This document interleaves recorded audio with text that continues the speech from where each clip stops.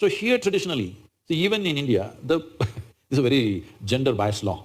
You can only not slaughter a female cow. You can slaughter a bull, you can slaughter a buffalo. Look at this, gender discrimination. You can slaughter me but not you. Only cow protection because in this culture, this is a pastoral culture, where we have an understanding. Now it's different, but in the past, if there's a bad agricultural year, if there is a famine, we used to have serious famines in this country, if there is a famine, if I have 2 cows in my house, my children will live.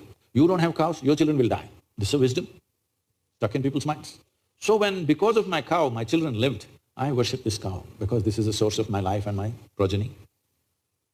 So there is a very deep engagement with the cow, in the sense when I was growing up, we were never fed milk from multiple cows. That specific cow, it has a name, and every day they will take you there and you at least give something, you know, one banana, one little grass or something to the cow, and always my grandmother will be saying that, this is you're like your mother, you're drinking milk from this cow, you must be always grateful to this cow, this kind of thing. Like there's a huge emotion between you and that cow because you're drinking its milk biologically, and emotionally you're connected. You're not drinking dairy milk which is million cows and buffaloes and we don't know what else. So this has been the culture. Because of that, because we have drunk the milk of this cow, if we tomorrow want to eat the cow, that is considered cannibalism, not cow slaughter. I want you to understand this. It is deep-rooted in us because like our mother, this cow gave us milk. Tomorrow how to kill it and eat it up, this is considered cannibalism, and we said you never kill the cow. But they allowed other big animals to be killed also. And this methane gas you're talking, this is not a problem in India, this is United States problem. All the statistics and stuff, we just import it from the West and we think it's like this. In United States, how the cows are kept is a completely different matter. If you go into a cattle thing, it's something you must go and see, then you will not ask this question again. You must go and see, there will be 500,000 or 1 million cattle in one place.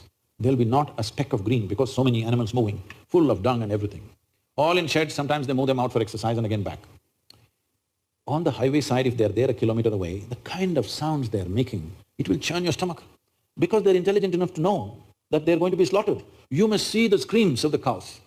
Once you go there, never again you will touch anything because basically it will churn up something within you. Why I'm saying this is, the cow is an animal where I have seen this personally, somebody that I knew.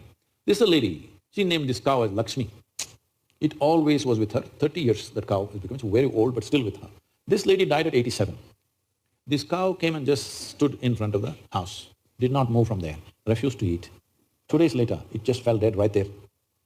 And I've seen cows, if you are very attached to it and you're in some grief, you're not even with the cow is somewhere else, but it knows tears are flowing from the cow's eyes. So because it has human emotions, we said you cannot kill this because it is exhibiting human emotion. If you kill it, it amounts to cannibalism. When there is such a sensitivity, if you say, in front of my house you will slaughter, obviously there is going to be a problem. So in this part of the country, there is no such sentiment, so they did not pass the law. I think it's a very sensible thing to do, isn't it? But every doctor in the world is telling you, red meat is the source of every goddamn disease you have, so you better change.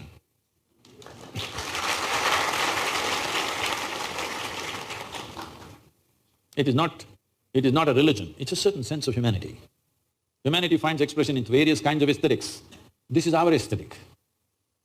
We drank the milk of the cow, we shared emotions with the cow.